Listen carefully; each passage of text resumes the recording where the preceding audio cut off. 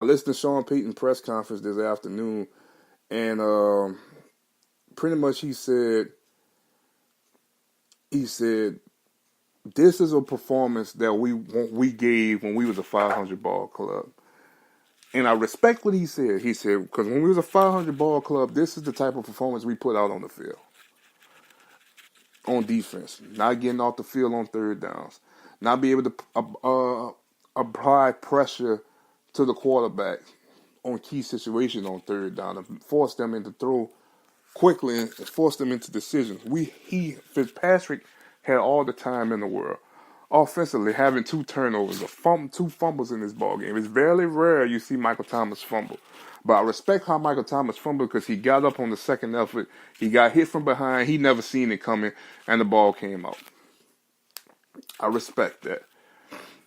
Then Mike Gillisley fumble that cost you, brought you all the way back to the house. So if you ask me, the defense, if you start talking about New Orleans and Tampa Bay actually gave up 42 points. I mean, they actually gave up 40 points. So the Saints defense actually only gave up 42 points. Now, granted, they still would have lost. But if you find yourself getting off the field on third down, if you find yourself being in positions, not having all these pass interference, not having all these roughing the passes, if you find yourself in a better position in this ball game, you win this game 31-17. Easily. It would never got to this point. I respect Tampa Bay, what they did. Tampa Bay can't punch you in the mouth. And to be honest with you, a loss like this could be good because now you're eager to get back on the field. Unlike last year when they lost to Minnesota on the road, who had to come play a team that lost as well? They lost the New England Patriots. Remember when New England lost last year to Kansas City? Tom Brady came out with a mentality on fire. I expect, if you ask me, the Saints offense to be on fire Sunday against the Cleveland Browns. I think Cleveland going to give their best shots. I think this is going to be a good game if you ask me. But I think if Cameron Jordan is talking, and to me, he's one of the more positive players on the team. If Cameron Jordan talking, I think this defense is about to wake up because that's the true captain of this team. You never hear Cameron Jordan say nothing bad. You never. You might hear from years past from Vaccaro. You might hear from years past Keenan Lewis. You might hear years past from Jonathan Vilma. But when he starts to talk, knowing that he's the best player on that defensive side of the ball, he's starting to talk a little bit. I think the rest of the defense say, okay, we got to wake up. Once again, we got Pro Bowlers on this side of the ball. Cam Jordan. We got potential Pro Bowlers in Marcus Williams, Von Bell, Marshawn Lattimore, Patrick Robinson, who's been balling when he was with Philadelphia. Now this is on the coaching staff. Dennis Allen, what you going to do this week to get this team in a better position, to get this team to win, get this team over to be 1-1, going into Atlanta, another division rival game. Atlanta got something to prove to people too. Easily, you got to find yourself, you got a game plan for this week. You got to take it that 1 week at a time. But easily, you got to sit back for the next couple of weeks and be like, okay, this is what I got to do. I got to win this game because now I got to set myself up for this division game. I already fell back behind one, losing to the Tampa Bay Buccaneers. But now I got to put myself back in position. Because, look, Carolina won today with the Dallas Cowboys. Now, I got to put myself back in position to be in the mix of my division. To be honest with you, do I think Tampa Bay going to play like this until all the way with Jameis Winston? No. To be honest with you, I think Tampa Bay just said, what we got to lose? Let it rip. And I think that's what the game plan really was. Let it rip. I don't think they're going to beat Philly this week. If you ask me, I'm sorry. They might beat Pittsburgh because Pittsburgh not really playing their best potential. Ben Roethlisberger threw 4 interceptions this past weekend. Now, I think New Orleans going to run the heck out the football this weekend, if you ask me, because James Conner, who had like 133 yards and 2 touchdowns on the day,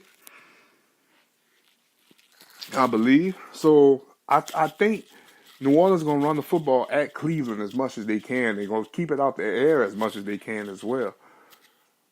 I think they find a way to bounce back. I think if the things I want to see, and we're going to talk about this Friday as well, in our scouting report, is I want to see if New Orleans can get off the field on third down.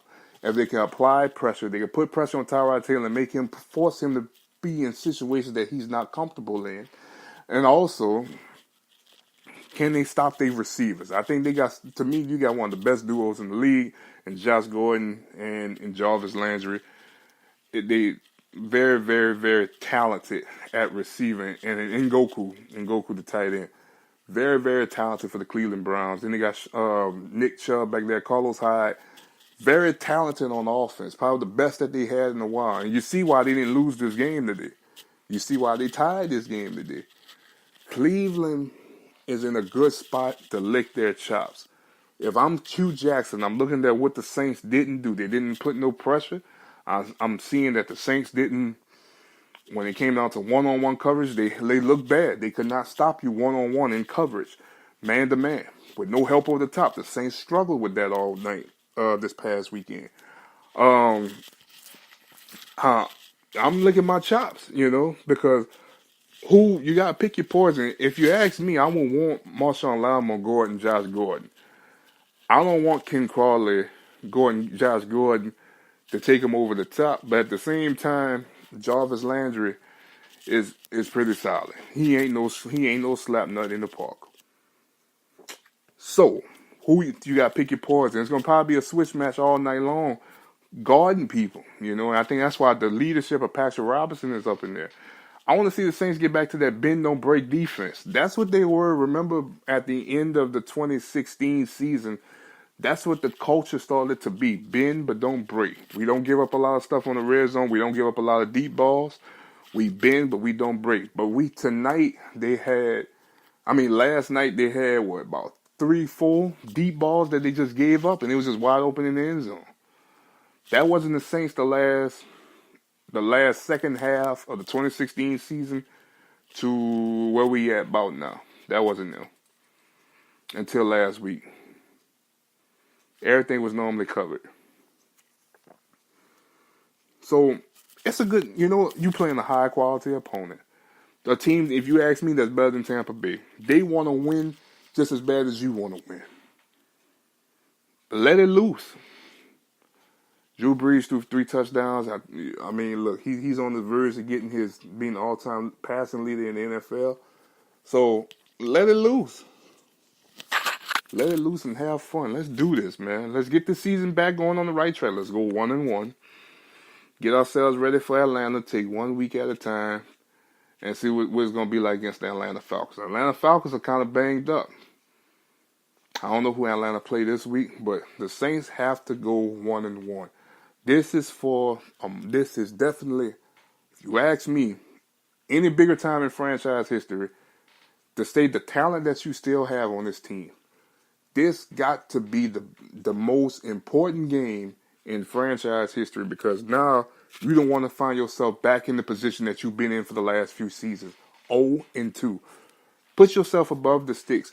What if New Orleans would have won that game in Minnesota last year? They'd have been 12-4. Possibly they find themselves being 12-4, beating Minnesota. They probably host instead of have to play a wild card game. Games like this matter. So if you can find yourself beating Cleveland, I don't care how you do it, just win the game. Please just win the game. You win if you win the game 3-0, 2-0, you still beat the Cleveland Browns. If you find yourself beating Cleveland, going to Atlanta, 2-1, going to New York, I think they could definitely win the New York game, 3-1. They finish the end of the month going into October.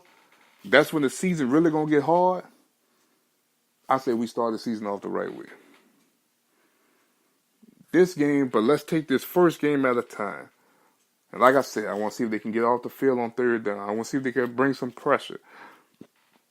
I want to see if they can establish a run game this game. I know you miss Mark Ingram, but guess what? Alvin Kamara's a stud. Gotta let Alvin Kamara do his thing. It's going to be a good game. It's going to be a good game. We're going to get into more about the Cleveland Browns scouting report. Check their actives and inactives on Friday. Look at some other things like that. other than that, I mean, I kind of want to keep talking about the NFL season, but when the Saints lose, that just puts so much of a damper, and how bad they look makes it worse for me to really kind of get, oh man, let's talk about other people who get excited about them. I know Aaron Rodgers came back in the game, defeated the Chicago Bears 24-23 to open up their night. So shout out to Aaron Rodgers and everybody like that. Dallas lost to Carolina 16-8. Houston lost 27-20. You know, I was kind of banking on that. Deshaun Watson let me down. I thought Kansas City was going to lose to Los Angeles, but they didn't. They didn't. Pat Mahomes might be the answer for these cats, man. Oh, Patrick Mahomes. He might be the answer for these guys. I can tell you that score, 38-28. The Broncos defeated the Seahawks 27-24. The Redskins defeated the Cardinals 24-6 this past weekend. I'll tell you one thing. The Bills lost to the Ravens 47-3. Jaguars defeated the Giants 20-15. The Vikings defeated the 49ers 24-16. Bengals defeated the Colts 34-23. There was a tie in Pittsburgh and the Steelers and the Browns. And that was about it for the Sunday slate. On tonight, you got the Jets and the Lions. I'm looking forward to see what Sam Darnold's going to do against that Lions defense with Matt Patricia coming from New England. And you got the Raiders and the Rams. And I don't see the Raiders winning this game at all. I think the Raiders are going to get annihilated by the Rams tonight. I know this is not normally something we cover on the Third Down Show, but I want y'all opinions about the Serena Williams controversial ending to the finals match that she had with Naomi out of Japan. I believe that's where she's from. Very, very controversial. She got cost a point and she got cost a game. And I don't know too much about tennis. Tennis is a sport that's very, very, very tricky to me. I try to understand the rules and I always get confused with tennis. But is sexist, and this is my question, do females get treated better or worse in the sport of tennis? Because you see males dominate. I told my mother this the other day. I said males dominate so many other sports, in like football, basketball, baseball, hockey, especially basketball. When you think about basketball, how many people really get excited like, man, I got to watch the WNBA finals? And not trying to play these women, but a lot of people don't get excited to watch the WNBA. I can only tell you maybe about 5 players, and like Skylar Diggins, Simone Augustus, Brittany Griner, Sue Bird, Diana Taurasi, oh man, Candace Parker,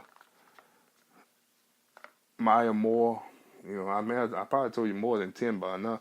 But I don't know, like, when you start thinking about the NBA, Chris Paul, Ben Simmons, Joel Embiid, Whiteside, Goran Dragic, Anthony Davis, Drew Holiday. You get what I'm going with, et cetera, et cetera. I can tell you people coming off the bench that don't make no sense. You ever heard of people like Jeremy Lamb and all them? You know what I'm saying? I can't tell you that for the WNBA. I can't. But I think, if you ask me, I feel like female tennis is more exciting than male tennis. If you ask me, I feel like these women put so much heart and passion on the big stage. And Serena Williams said men has called out the umpire and called him anything but a child of God, and they get away with it. But when she called him a thief, she get cost a game. And I think sexism still exists when it comes down to sports, not just sports but life. And that's not right. You know what I'm saying? I think women should get treated equal just as fair as a man. And you shouldn't look down on a woman when she's doing something that's better than probably than what a man can do. So Serena she did get cost the final. She did not win the match. Naomi, she did win the match, and shout out to her because she was well deserved to win that match. She did everything right to win it. So shout out to her. But to the ref, yeah, ref, you blew it. You officially blew it. You blew it. But on that note, guys, I think we're going to go ahead and get out of here. Listen,